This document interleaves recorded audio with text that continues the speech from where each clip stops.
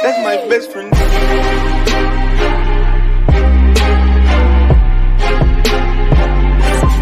That's my best friend. What's up, everybody? It's your boy Dave Mo Flips, Money Talk, however you want to get at it. This is what it is. So check it out. I did make a few videos for you guys. I forgot to upload them. So I'm doing this video here. I got about, I don't know, let's say 10 minutes to get this done. A question listen to me. I'm not good at this. Hit that subscribe button, man. Represent the team. Get down with the team. Be part of the team. The only way to be part of the team is to subscribe. And leave some comments. Let's do this together. Any which way. Check it out. A question was proposed the other day on one of the comments that said, how do I price my cars? And to be honest with you, it's simple. It's really simple. What I do is, let's just say I buy this 06 Denali, Yukon Denali. It's got 240,000 miles. In Tampa, Florida, these cars go for good money. I know what they go for. No rust. It needs paint. Of course, the seats are jacked up, right? But even in that condition, they still bring in good money. Let's just say I did not know that. Before I bid on this car, I would have went onto Facebook Marketplace, looked at typed in 2006 Yukon Denali, and then started looking at the mileage. Okay. What's up, everybody? I'm sorry I'm interrupting your video like this. I gotta be honest with you. The more I think about it, and I see these other YouTubers charging you guys for the same information I'm giving for free, I feel like it's only right to ask a favor from you. If you like this information, you're gonna use this information, you're gonna make money with this information, hit the subscribe button. That's what I ask you for. It's the only thing I ask you for. Hit the subscribe button, show your support, take this information, this free information, and go make yourself some money. Okay? I want ideally within 10,000 miles up or down of what I'm selling. If I can't find that, I always default to the ones with more mileage. Okay? This one's the XL, so I got third row with the trunk or with the cargo space, as where I believe the non-XLs do have third row, but they don't have that much space behind the seats.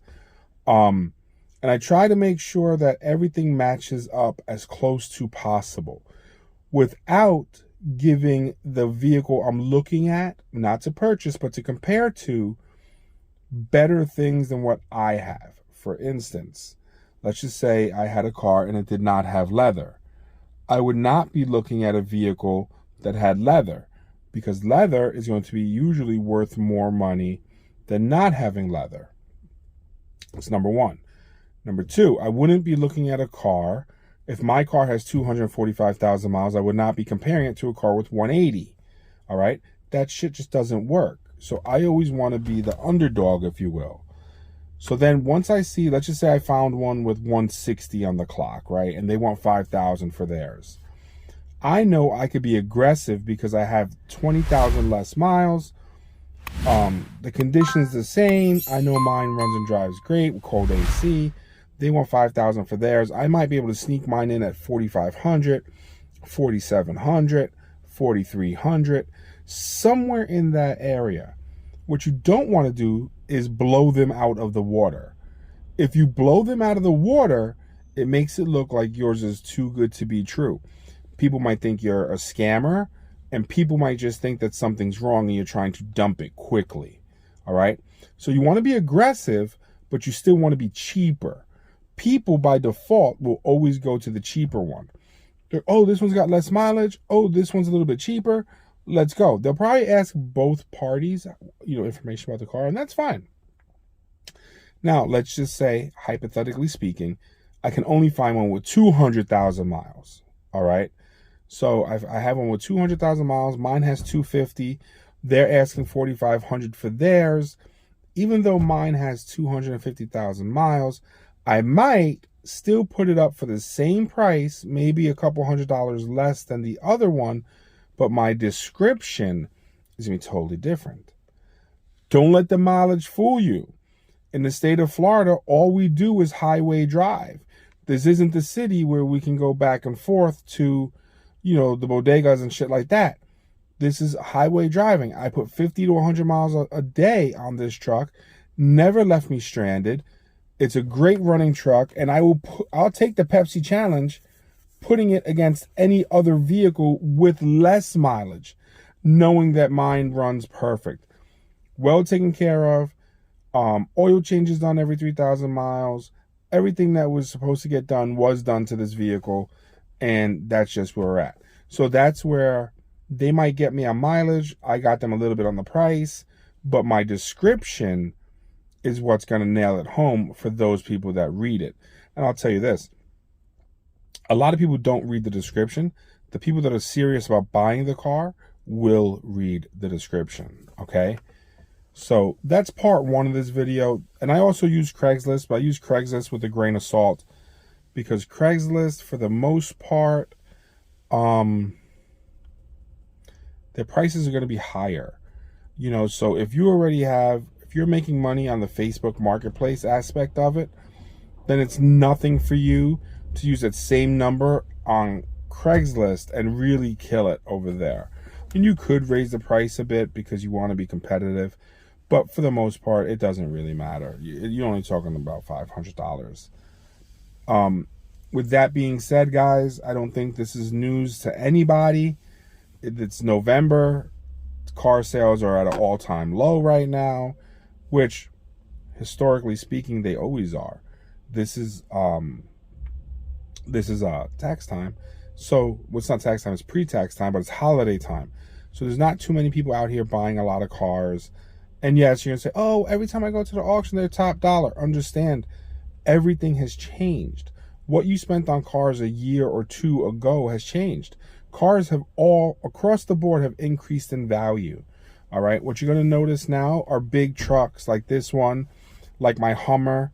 Prior to the new administration taking over, we were getting top dollar for those cars. Gas prices were, $2 a gallon. Some, here where I'm in, it's at like $3.30 a gallon now. I think I see New York at $4 and change. I heard a place in California is at $7 a gallon. Do you think that buying trucks right now or SUVs is a wise move? Probably not. Do people still drive them? I do. I drive the shit out of them.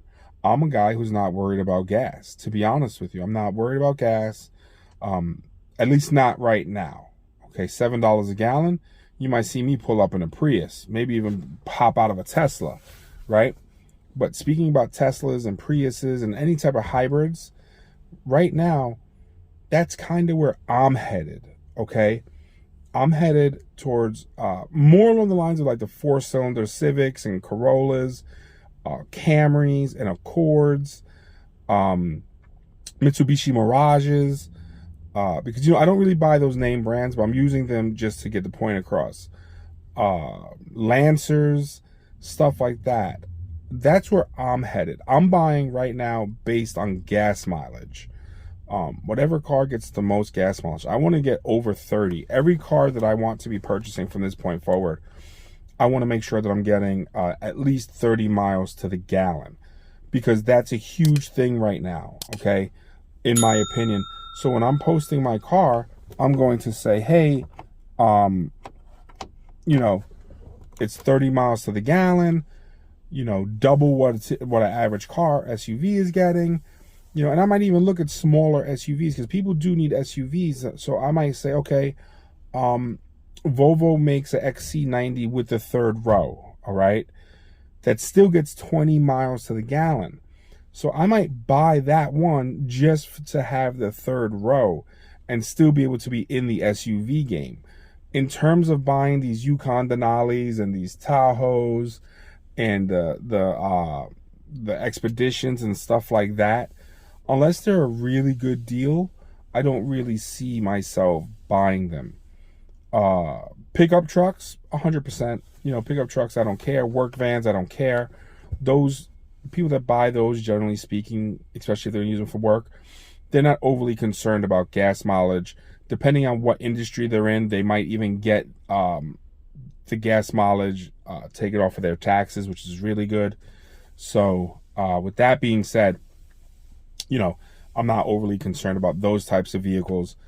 But guys, I have to cut this short. I hope this helped you out a little bit in terms of how I price my cars And where I'm headed personally, in terms of what I'm buying moving into this new year, we live in a very volatile climate right now. And I'll be honest with you, with the way things are looking, you know, some of the experts in the industry, if you're following stocks, they're saying that, you know, we're on the cusp of a bubble.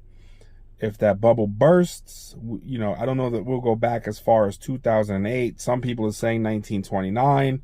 I don't see that. But any little hit at this economy right now can really change a lot of our lives, especially if you're a car dealer, car flipper, and that's your only income. The economy takes a hit. One of the first things to go are going to be higher end cars, vehicles. So guys like myself who do dollar menu cars and have always done dollar menu cars traditionally have done well in times of need. Buy here, pay here guys will do extremely well.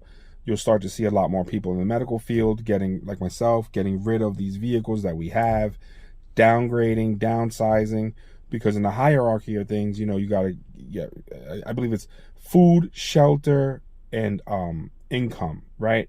So my house is my house. My income is my career, not the cars. It's my career, and food is going to be food.